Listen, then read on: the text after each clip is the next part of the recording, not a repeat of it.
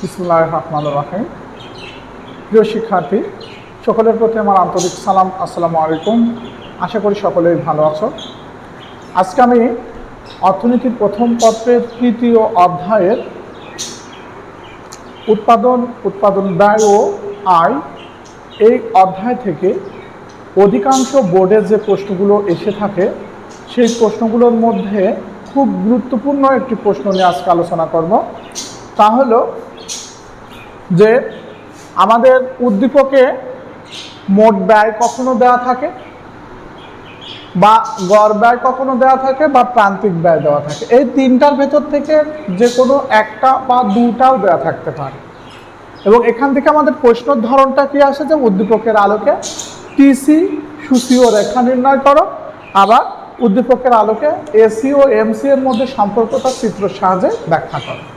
এই প্রশ্নটা মনে করতে কি প্রত্যেক বছরে এক সেট প্রশ্ন মাস্ট বি থাকবে।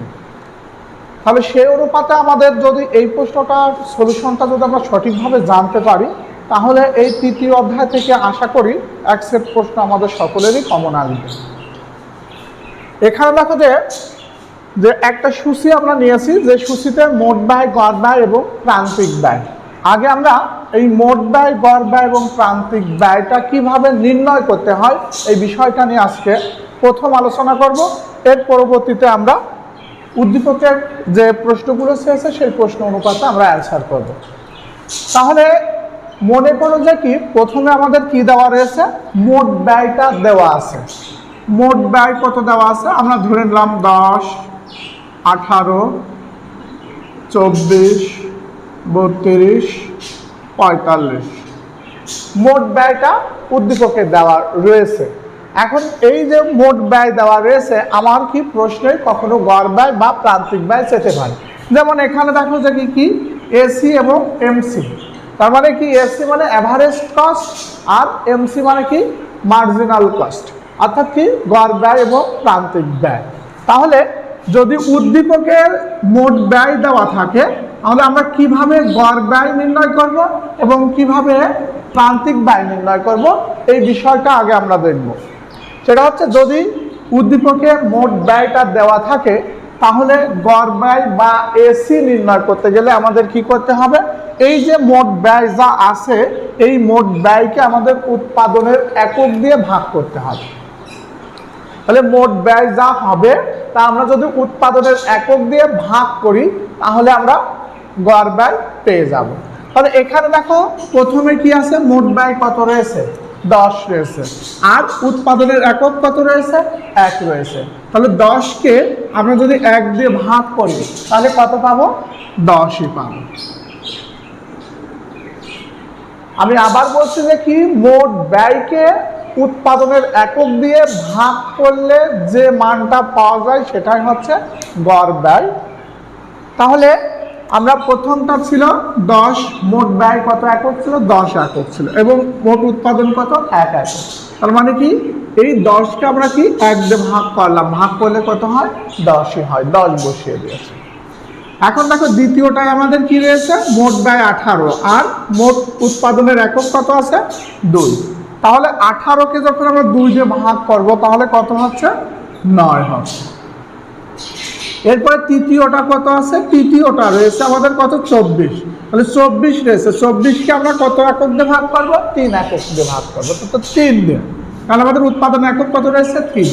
তাহলে 24কে 3 দিয়ে ভাগ করলে কত হচ্ছে, 8। এরপরে আমাদের চতুর্থ ঘরে যাব, কত, 32 আছে। তাহলে এখানে 32 আছে হচ্ছে মোট ব্যয়, তাহলে আমাদের উৎপাদনের একক আছে কত, 4। তাহলে 32কে 4 দিয়ে ভাগ করলে কত হয়, 8 হয়। এরপরে আমাদের সর্বশেষ পঞ্চম নম্বরে মোট ব্যয় কত আছে, 45 আছে, আর মোট উৎপাদনের পরিমাণ কত একক আছে, 5 একক আছে। তাহলে 45কে যদি 5 দিয়ে ভাগ করা যায়, তাহলে কত হয়, 9 হয়।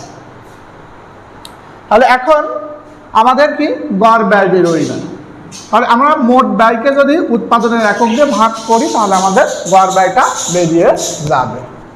এবার আমরা প্রান্তিক ব্যয়টা নির্ণয় করব। প্রান্তিক ব্যয় নির্ণয় করতে গেলে কি করতে হবে, আমার মোট ব্যয়ের দিকে নজর দিতে হবে। অর্থাৎ কি মোট ব্যয়ের এক একক থেকে আর এক একক যতটুকু পরিবর্তন হয় এই পরিবর্তনটাই হচ্ছে যে কি প্রান্তিক ব্যয়। তাহলে আমার প্রথম কত আছে মোট ব্যয় 10, তাহলে এখানে প্রথমটা যা থাকবে প্রান্তিকটাও তাই হবে, কোনো সেন্স হবে না। তাহলে এখন দেখো যে কি 10 একক থেকে মোট খরচ অর্থাৎ কি মোট ব্যয় কত চলে গেছে 18 চলেছে। তার মানে কি 10 থেকে 18, তাহলে পরিবর্তন কত হয়েছে, কতটুকু বেশি হয়েছে, 8 বেশি হয়েছে। তার কারণ কি আগে ছিল 10, এখন কত হয়েছে 18, তাহলে কি কত বেশি হয়েছে 8 বেশি হয়েছে, তার কি হতে হবে 8 হবে। এরপর তৃতীয় এককে দেখো যে কি 24 হয়েছে, তার মানে আগে ছিল কত 18, পরে কত হয়েছে 24, তাহলে আগে 18 ছিল এখন কত হয়েছে 24 হয়েছে, তাহলে বৃদ্ধি পেয়েছে কত 6 বৃদ্ধি পেয়েছে। তাহলে অবশ্যই আমাদের এখানে কত বসাতে হবে 6 বসাতে হবে। এরপরে কি 24 থেকে কত হয়েছে 32, তাহলে 32 হয়েছে, আগে ছিল কত 24 এখন কত 32, তাহলে কত বৃদ্ধি পেয়েছে 8 বৃদ্ধি পেয়েছে, তাহলে আমরা 8 বসালাম। এরপর দেখো যে কি 32 থেকে কত এসেছে 45 এসেছে, তাহলে 32 থেকে যদি 45 আসে তাহলে কত বেশি হলো কত, তাহলে বেশি হলো কত 13 বেশি হয়েছে। তাহলে আমরা দেখো যে কি মোট ব্যয় এক একক থেকে আর এক একক যদি মাইনাস করি বা বিয়োগ করি তাহলে সেই ক্ষেত্রে আমরা কি পেয়ে যাব প্রান্তিক ব্যয়টা পাবো। প্রথমে যা আছে আমরা তাই বসিয়েছি এবং দ্বিতীয়টা কত রয়েছে 18, 18 থেকে প্রথমটা যদি আমি মাইনাস করে দিই তাহলে কত হচ্ছে 8 হচ্ছে, আবার পরে রয়েছে কত 24, 24 থেকে 18 মাইনাস করলে 6, 32 থেকে 24 মাইনাস করলে 8, 45 থেকে 32 মাইনাস করলে কত 13। তাহলে মোট ব্যয়কে আমরা কি এক একক অর্থাৎ কি পরিবর্তিত একক থেকে প্রাথমিক এককটা মাইনাস করলেই আমরা কি পেয়ে যাব প্রান্তিকটা পেয়ে যাব। তাহলে আমাদের উদ্দীপকে যদি মোট দেওয়া থাকে সেই ক্ষেত্রে কি গড় নির্ণয় করতে গেলে কি করতে হবে মোটকে ভাগ করলে আমরা গড় পাবো, আর প্রান্তিকটা নির্ণয় করতে গেলে কি করতে হবে মোট যে এক একক থেকে আরেক একক পরিবর্তন হচ্ছে এই পরিবর্তনটুকুই কি হবে প্রান্তিক ব্যয় হবে।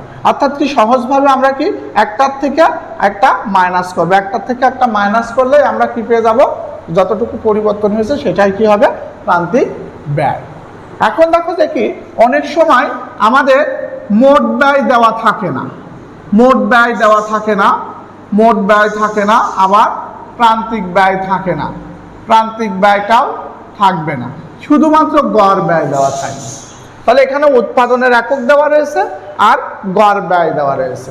তাহলে কি উৎপাদনের একক এবং গড় ব্যয় যদি দেওয়া থাকে তাহলে সেই ক্ষেত্রে মোট ব্যয় কিভাবে নির্ণয় করতে হবে বা প্রান্তিক ব্যয় কিভাবে নির্ণয় করতে হবে।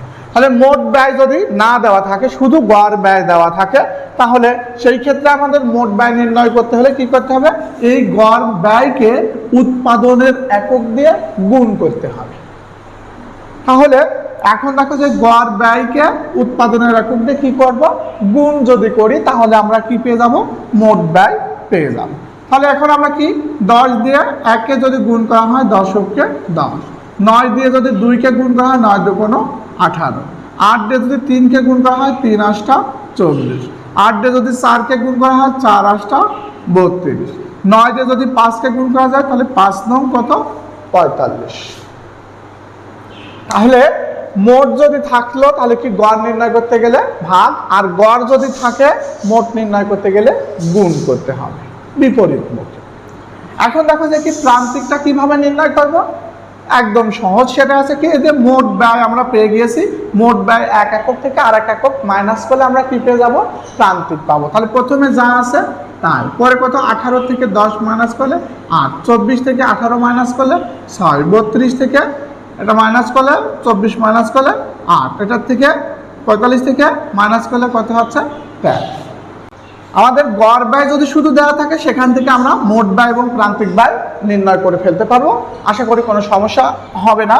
এখন দেখো যদি মোট ব্যয়ও থাকলো না, মোট ব্যয়ও আমাদের নেই, আবার গড় ব্যয়ও নেই, কি আছে শুধু প্রান্তিক ব্যয়টা আছে। উদ্দীপকে অনেক সময় তোমার কি দেওয়া থাকবে উৎপাদনের একক দেওয়া থাকবে আর প্রান্তিক ব্যয় দেওয়া থাকবে, সেই ক্ষেত্রে প্রশ্ন করতে পারে যে কি টিসি বা এসি ও এমসির মধ্যে সম্পর্ক নির্ণয় করো। তাহলে আমরা কি করে মোট ব্যয় এবং গড় ব্যয়টা নির্ণয় করব সেটা আমরা দেখে নিই। আমাদের কি রয়েছে প্রান্তিক, প্রান্তিকটা প্রান্তিকের যে কয় একক হবে সেই কয় এককে আমাদের যোগ করতে হবে। যদি প্রথম একক থাকে কত আছে 10, তাহলে আমাদের 10 10ই বলবি। দ্বিতীয় একক অর্থাৎ কি প্রথমটা এবং দ্বিতীয়টা, তাহলে প্রথমে কত ছিল 10, পরে কত হয়েছে 8, তাহলে কি 10 আর 8 যোগ করলে কত হচ্ছে 18। তৃতীয়টায় 3টায় যোগ হবে অর্থাৎ কি 10 যোগ 8 যোগ 6, তাহলে কত হচ্ছে 10 আর 8 18, 18 আর 6 কত হয় 24 হবে। যদি চতুর্থটা যায় তাহলে কি 4 পর্যন্ত আমাদের প্লাস হবে, তাহলে কত আছে 10 প্লাস 8 প্লাস 6 প্লাস 8, 10 আর 8 18 আর 6 24, 24 আর 8 কত হচ্ছে 32 হয়। এরপর যদি আমরা পঞ্চম নম্বর প্রান্তিক ব্যয় থেকে যদি মোট ব্যয় নির্ণয় করতে যাই তাহলে 5টায় প্লাস হবে অর্থাৎ কি 10 যোগ 8 যোগ 6 যোগ 8 যোগ 13, তাহলে কত হচ্ছে 8 আর 10 আর 8 18, আচ্ছা 24 আর 8 কত হয় 32, 32 আর 13 কত হয় 45 হয়। তাহলে আমাদের এখানে কত 45 বসে। তাহলে আমরা প্রান্তিক ব্যয়কে যে কয় একক হবে সেই কয় একক যদি যোগ করা হয় তাহলে আমরা মোট ব্যয় পেয়ে যাব। এখন দেখো মোট ব্যয় পাওয়া গিয়েছে, তাহলে গড় কিভাবে নির্ণয় করতে হবে? তাহলে মোট ব্যয়কে উৎপাদনের একক দিয়ে ভাগ করলে আমরা কি পেয়ে যাচ্ছি গড়। তাহলে 10 10 9 2 8, এখানে 24 দিয়ে 3কে ভাগ করলে 3 8 24, 32 দিয়ে 4 করলে 4 8 32, 5 দিয়ে 8 করলে 5 9 45 হয়ে গেল। তাহলে আমাদের উদ্দীপকে মোট ব্যয় দেওয়া থাকলেও আমরা গড় এবং প্রান্তিক নির্ণয় করতে পারবো, আবার গড় দেওয়া থাকলে মোট এবং প্রান্তিক নির্ণয় করতে পারবো, এবং প্রান্তিক যদি শুধু দেওয়া থাকে তাহলে আমরা কি মোট এবং গড় নির্ণয় করতে পারবো। আশা করি এই যে মোট, গড় এবং প্রান্তিক ব্যয় নির্ণয় করতে তোমাদের আর কোনো সমস্যা থাকবে না ইনশাআল্লাহ। এখন দেখো যে উদ্দীপকে আমাদের কি বলছে, যে উদ্দীপকের আলোকে টিসি, সুসি ও রেখা নির্ণয় করার কথা বলছে। তাহলে টিসি, সুসি এবং রেখা নির্ণয় করতে হবে। এখানে মোট ব্যয়টা দেওয়া রয়েছে, উৎপাদনের একক দেওয়া রয়েছে, তাহলে আমরা মোট ব্যয় তো সুসি পেয়ে গিয়েছি। তাহলে সুসি থেকে আমরা কি করব, এখন একটা রেখা অঙ্কন করব। তাহলে আমরা রেখাটা অঙ্কন করতে যাই, তা হলো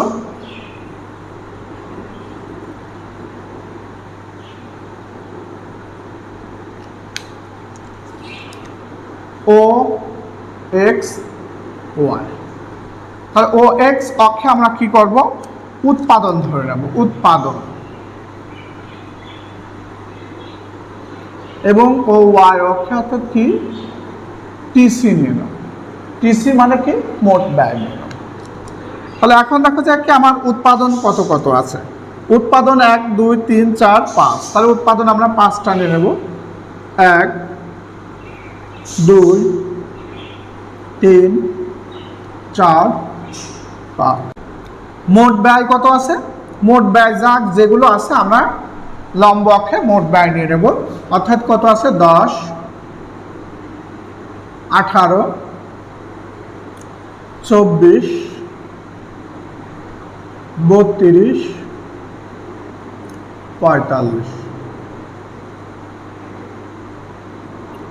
45 নিয়ে নেব।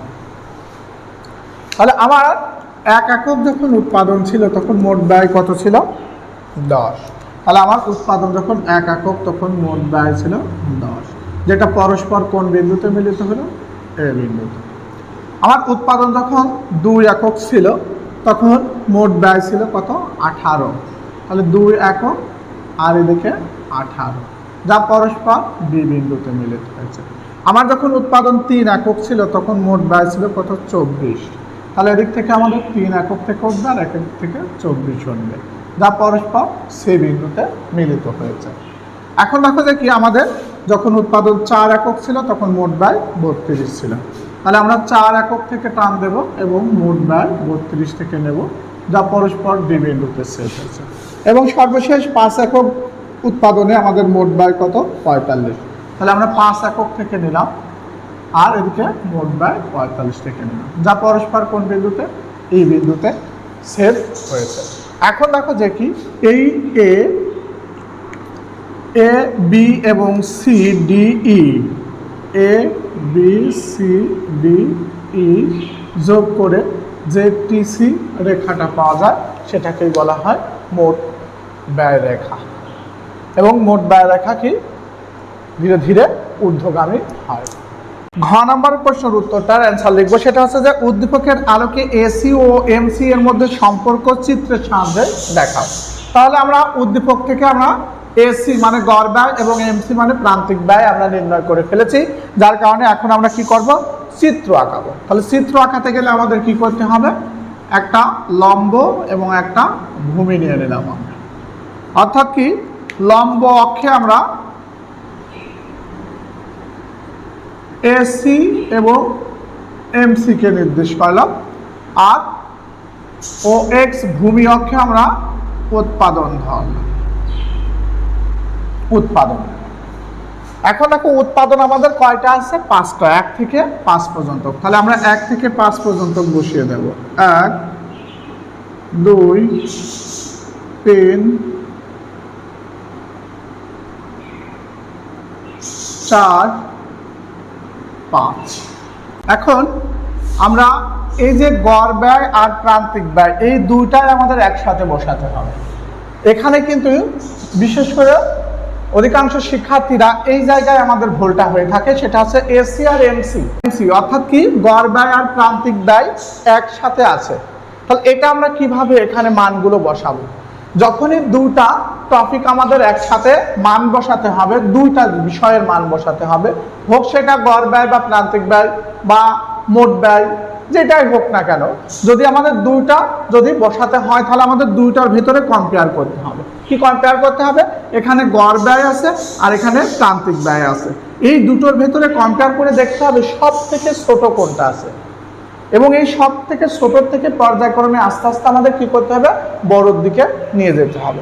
তাহলে গড় ব্যয় আর প্রান্তিক ব্যয়ের উদ্দীপকে যা আছে তার থেকে সব থেকে ছোট আছে কত, 6। 6-এর পরে কত রয়েছে, 8। 8-এর পরে কত রয়েছে, 9। 9-এর পরে কত রয়েছে, 10। 10-এর পর কত আছে, 13। তাহলে আমরা দেখো এখানে 5 5 বার 5 10টা, 10টা সংখ্যা আছে, কিন্তু 10টা সংখ্যার ভেতর থেকে আমরা সর্বনিম্ন সংখ্যা কত পাচ্ছি, 6 পাচ্ছি। তাহলে আমরা আগে এখানে একটা 6 নিয়ে নিলাম।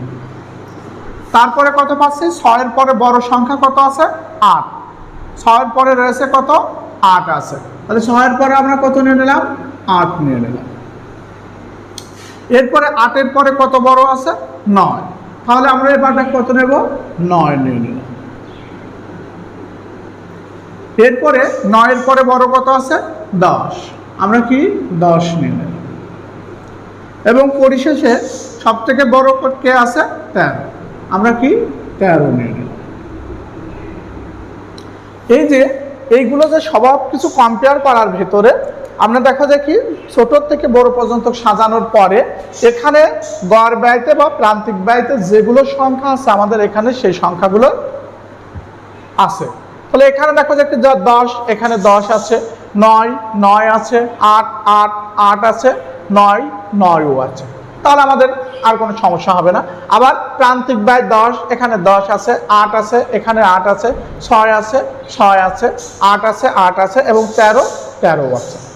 তাহলে আমরা যদি দুটার যদি একসাথে কম্পেয়ার করা হয় এবং কম্পেয়ার করে আমরা ছোটোর থেকে যদি পর্যায়ক্রমে বড় পর্যন্ত যদি সাজিয়ে দিই তাহলে ইজিলি আমাদের ম্যাথটা সলিউশন হয়ে যাবে এবং চিত্রটা খুব সুন্দরভাবে আঁকানো সম্ভব হবে। এখন দেখো এসি আর এমসির মধ্যে সম্পর্ক, যেহেতু এখানে এসিটা শুরুতে আছে তাহলে আগে আমরা এসি রেখাটা নির্ণয় করব। তাহলে এসি রেখাটা আমরা যদি নির্ণয় করতে যাই তাহলে আমাদের ফার্স্ট কি আছে, সেটা হচ্ছে যে এসি প্রথম 1 একক দ্রব্য উৎপাদনে, অর্থাৎ কি এসি মানে গড় ব্যয় কত একক ছিল, 10 একক। তাহলে আমরা এখান থেকে 1 থেকে আমরা কিসে চলে যাব, 10-এ চলে যাব, এই বিন্দুতে মিলিত হয়েছে। এরপরে আমাদের কি 2 একক দ্রব্য উৎপাদনে গড় ব্যয় কত ছিল, 9। তাহলে আমরা 2 একক থেকে 9 পর্যন্ত নিয়ে নিলাম, এখানে মিলিত হয়েছে। এরপরে আমরা 2 একক 3 একক দ্রব্য, 3 একক দ্রব্যের গড় ব্যয় কত ছিল, 8। তাহলে 3 একক থেকে আমরা আর এদিকে গড় ব্যয় 8 একক নিয়ে নিলাম। এরপরে 4 একক দ্রব্য উৎপাদনে আমাদের গড় ব্যয় কত ছিল, আবারও 8। তাহলে আমরা 4 থেকে কি 8-এ আবার নিয়ে নিলাম।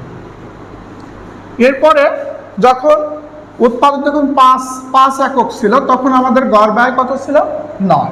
তাহলে আমরা 5 থেকে কিসে নিয়ে যাব 9তে চলে যাব এখানে। তাহলে আমাদের দেখো প্রথম 1 এককের মিলিত অংশ এটা, তারপরে এটা, এরপরে এটা, তারপরে এটা, তারপরে এটা।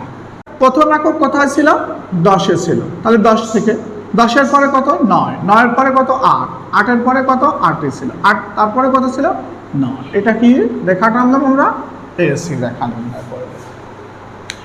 এখন এসি রেখা আমাদের নির্ণয় হয়েছে, এখন আমাদের কি করতে হবে আমাদের এমসি মানে প্রান্তিক ব্যয়টা নির্ণয় করতে হবে।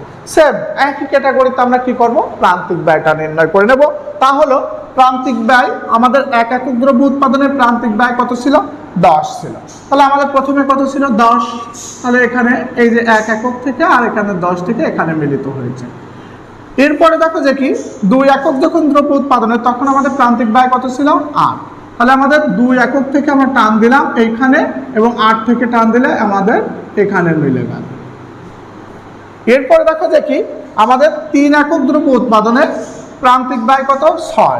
তাহলে আমরা 3 একক থেকে টান দিলাম উপরের এই পর্যন্ত এবং 6 এখান থেকে আমরা নিয়ে যাব এখানে নিয়ে যেয়ে আমরা এই বিন্দুতে মিলিত 6 একক দ্রব্য। এখন দেখো যে 4 একক উৎপাদনে আমাদের কত প্রান্তিক ব্যয় কত 8। তাহলে 4 এককে চলে যাব, 4 একক থেকে কত রয়েছে 8-এ, তাহলে এখান থেকে 8-এ আমাদের দেখো মার্জিন করাই রয়েছে এখানে 8-এ চলে। এরপরে যে যখন আমাদের কত 5 একক দ্রব্য তখন কত প্রান্তিক ব্যয় কত রয়েছে 13। তাহলে আমরা 5 একক থেকে আমরা কিসে নিয়ে যাব 13-তে চলে যাব, 5 একক 13। তাহলে কোন বিন্দু, তাহলে খেয়াল করতে আমাদের প্রথমে প্রান্তিক কত ছিল 10, তাহলে এই যে বিন্দুটা 10, এরপরে কত ছিল 8, দ্বিতীয় এককে কত রয়েছে এই যে 8-এ চলে এসেছে, তৃতীয় এককে কত 6, এই যে 6 বিন্দুটা, চতুর্থ এককে কত 8, চতুর্থ এককে আমরা কি করব 8-এ চলে গেলাম। এবার পঞ্চম এককে কত হয় কোথায় 13-তে চলে গেছে, অর্থাৎ কি এটা হচ্ছে কি এমসি রেখা। তাহলে দেখো চিত্রটা আঁকানো কিন্তু একদম সহজ বিষয়, সেটা হচ্ছে কি আমার উদ্দীপকে অর্থাৎ কি গড় ব্যয় এবং প্রান্তিক ব্যয় যেটা থাকবে এই দুটো কম্পেয়ার করে যদি আমরা ভূমি লম্ব অক্ষে যদি দিয়ে দিতে পারি তাহলে কি প্রথমে আমরা গড় ব্যয় আঁকাবো এবং তারপরে প্রান্তিক ব্যয় আঁকাবো। আঁকালে আমাদের মধ্যে কি হয়ে যাবে যে গড় ব্যয় এবং প্রান্তিক ব্যয় রেখাটা নির্ণয় করার পরে আমরা খুব সহজেই এদের ভেতর থেকে আমরা কি করতে পারবো যে সম্পর্কের কথা বলা হয়েছে সম্পর্কের কথাটা আমরা সুন্দরভাবে উল্লেখ করতে পারবো। কিভাবে খেয়াল করো যে আমরা ও এক্স ভূমি অক্ষে কি নিয়েছি উৎপাদন নিয়েছি এবং ও ওয়াই লম্ব অক্ষে কি নিয়েছি এসি মানে গড় ব্যয় এবং এমসি মানে প্রান্তিক ব্যয় দেখানো হয়েছে। এখানে চিত্রে এসি হচ্ছে গড় ব্যয় রেখা এবং এমসি হচ্ছে কি রেখা প্রান্তিক ব্যয় রেখা, অর্থাৎ কি একটা হচ্ছে অ্যাভারেজ কস্ট আর একটা হচ্ছে মার্জিনাল কস্ট দেখানো হয়েছে। আমাদের কথা ক্লিয়ার। এখানে দেখো 2-3টা ধাপ আছে, 3টা ধাপ কি প্রথমে এসি এবং এমসি দুটো রেখা দেখো নিম্নগামী হয়েছে, দুটো রেখায় কি হয়েছে নিম্নগামী, অর্থাৎ কি যখন প্রথম ধাপে আমাদের কি রয়েছে প্রথম ধাপ, তাহলে প্রথম ধাপে এসি আর এমসি দুজনই কি হয়েছে নিম্নগামী হয়েছে, কিন্তু এসি রেখা উপরে আর এমসি রেখা নিচে, তার মানে এমসি রেখাটি এসি রেখা নিচে অবস্থান করেছে। তাহলে যদি এমসি রেখার নিচেই থাকে তাহলে এমসি ছোট আর এসি যেহেতু উপরে রয়েছে তার মানে কি এসি বড়। তাহলে প্রথম ধাপে কি রয়েছে এসি গ্রেটার দ্যান এমসি, কারণ কি এমসি নিচে আর এসি উপরে, তাহলে কি এসি বড় আর এমসি ছোট। এরপর দেখো যে কি তারা নিচের দিকে অবস্থান করার পরে এই যে এই বিন্দুতে অর্থাৎ কি এসি রেখা সর্বনিম্ন যে বিন্দুটা হয় সেই বিন্দুতে এমসি রেখাও কি হয়েছে মিলিত হয়েছে, দুটো রেখা এখানে মিলিত হয়েছে, অর্থাৎ কি 4 এককে। এখানে উৎপাদনের একক 4 যখন ছিল তখন আমাদের গড় ব্যয় 8 এবং প্রান্তিক ব্যয় 8 একক হয়েছে। তার মানে কি নিম্নগামী হওয়ার পরে এসি বড় ছিল এমসি ছোট ছিল এবং পরবর্তী ধাপ অর্থাৎ কি কততম ধাপ দ্বিতীয় ধাপ, তাহলে দ্বিতীয় ধাপে আমরা কি পাচ্ছি যে এসি যখন সর্বনিম্ন, এখানে দেখো এসি কি সর্বনিম্ন কিন্তু 8 আছে, তাহলে সর্বনিম্ন যখন হয়েছিল তখন প্রান্তিকটা কি হয়েছে, মিলিত হয়েছে। তাহলে এখন এই বিন্দুতে তাহলে আমার দ্বিতীয় ধাপে কি হয়েছে, এসি এবং এমসি যদি মিলিত হয় তাহলে কি আমরা কি লিখতে পারি, তাহলে AC is equal to MC দ্বিতীয় ধাপে। এবং তৃতীয় ধাপে দেখো যে কি হচ্ছে, তৃতীয় ধাপে এসিও ঊর্ধ্বগামী গিয়েছে, এমসিও ঊর্ধ্বগামী হয়েছে। তাহলে তৃতীয় ধাপে আমাদের দুটোই কি হয়েছে, ঊর্ধ্বগামী হয়েছে। কিন্তু ঊর্ধ্বগামীর ভেতরে এমসি কিন্তু এবার উপরের দিকে গিয়েছে আর এসি নিচের দিকে গিয়েছে, এমসি উপরে এসি নিচে। তাহলে এখন নিচেই থাকলে কি ছোট আর উপরে থাকলে কি হবে, বড়। তাহলে এবারটা কি রয়েছে, এসি ছোট আর এমসি কি বড়। তাহলে তৃতীয় ধাপে কি আমরা এটা লিখতে পারি যে এসি লেস দ্যান এমসি, তার মানে কি এসি ছোট আর এমসি বড়।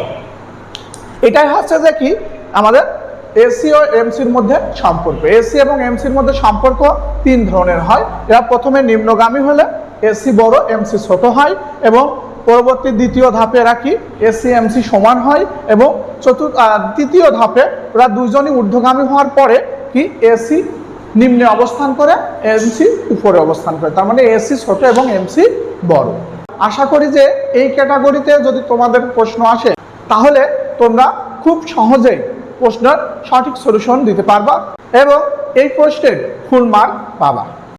আমাদের ক্লাসটা যদি ভালো লাগে তাহলে অবশ্যই লাইক কমেন্ট শেয়ার করতে হবে এবং পরবর্তী ভিডিওর জন্য আমাদের চ্যানেলটিকে সাবস্ক্রাইব করতে হবে। তোমাদের যদি এই গড় ব্যয়, প্রান্তিক ব্যয় এবং মোট ব্যয়ের এই ম্যাথ সম্পর্কে যদি কোনো প্রশ্ন থাকে তাহলে অবশ্যই কমেন্ট বক্সে কমেন্ট করতে হবে। এবং সকলের সুস্থতা কামনা করে আজকে এই পর্যন্ত, ধন্যবাদ সকলকে।